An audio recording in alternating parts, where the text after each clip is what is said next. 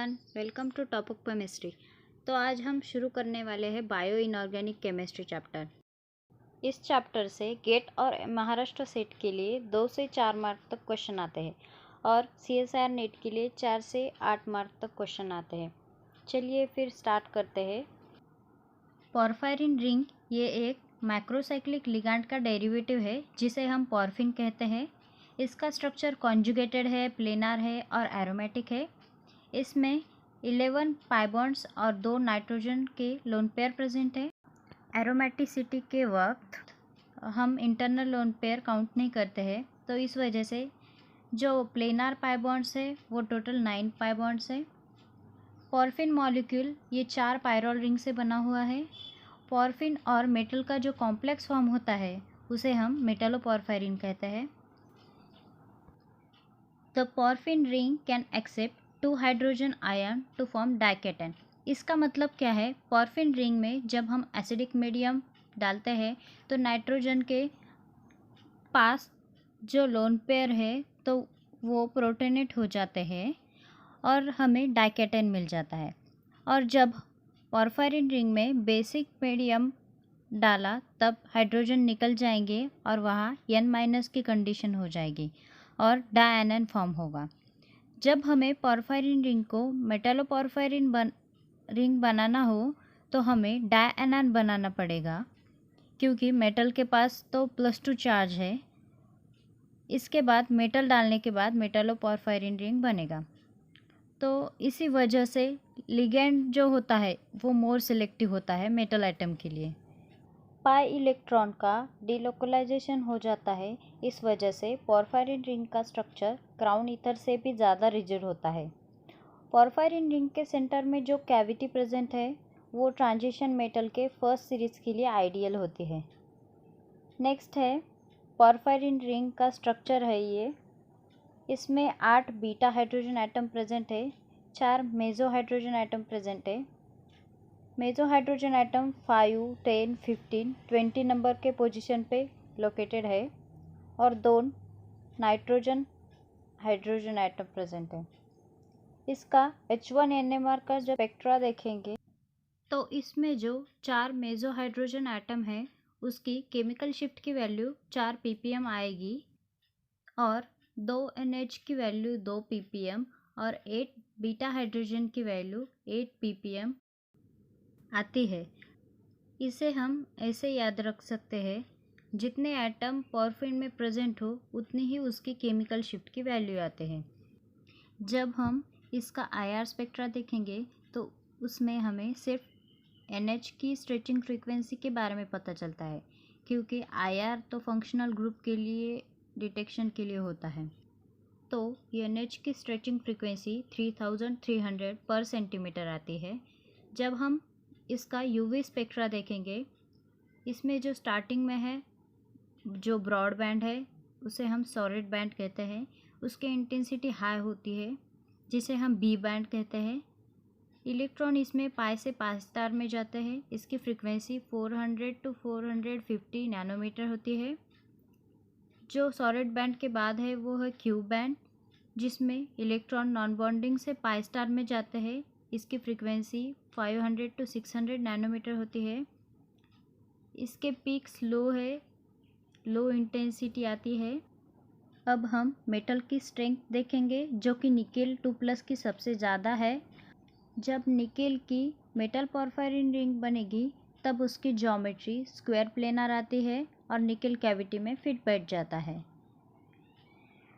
मेटलोपॉर्फायरिन में 5 मेंबर्ड की 4 रिंग्स होती है और 6 मेंबर्ड की भी 4 रिंग्स होती है।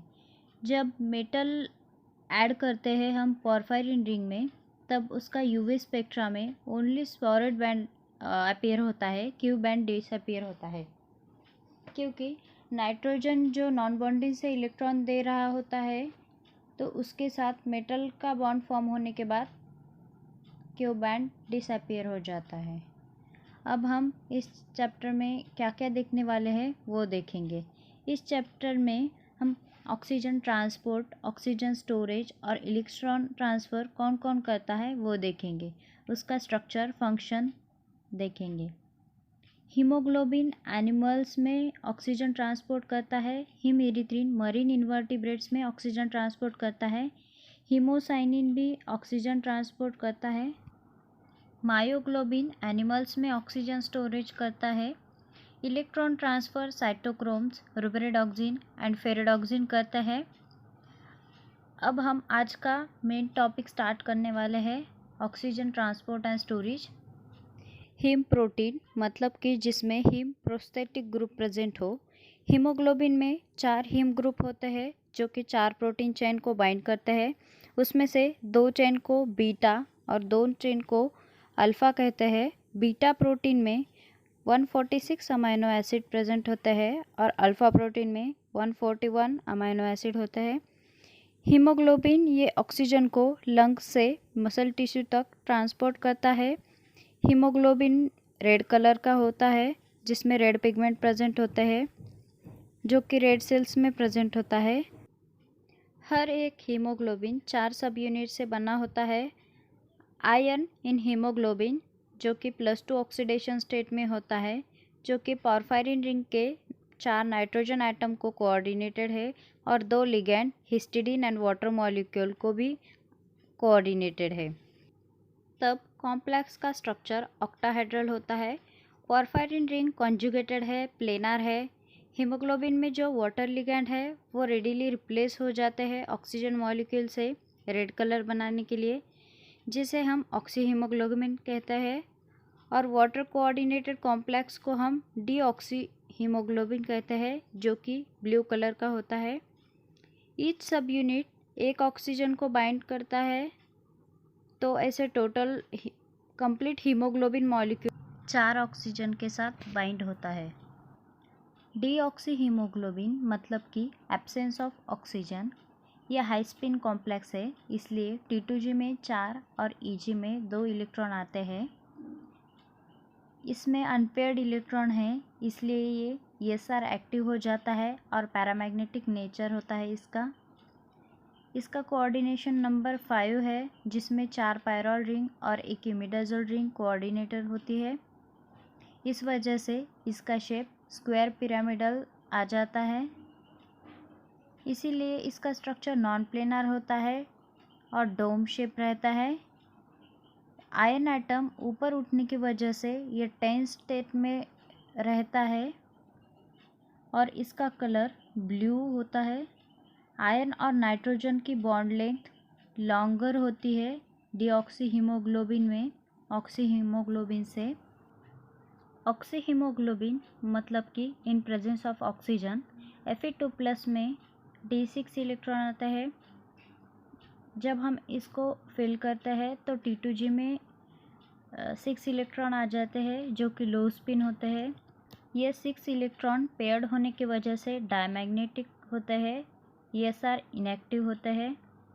इसका स्ट्रक्चर ऑक्टाहेड्रल होता है, कोऑर्डिनेशन नंबर 6 आता है। ऑक्सी हीमोग्लोबिन में स्ट्रॉन्ग हाइड्रोजन बॉन्डिंग होती है इमिडाजोल रिंग और ऑक्सीजन के बीच में। यहाँ पे ऑक्सीजन बेंड शेप में रहता है। ऑक्सीजन सुपर ऑक्साइड फॉर्म में आता है, मतलब कि O2-। Oxy haemoglobin relax state में रहता है और ऑक्सी हीमोग्लोबिन रेड कलर का होता है। ये डीऑक्सी हीमोग्लोबिन और ऑक्सी हीमोग्लोबिन के डायग्राम है।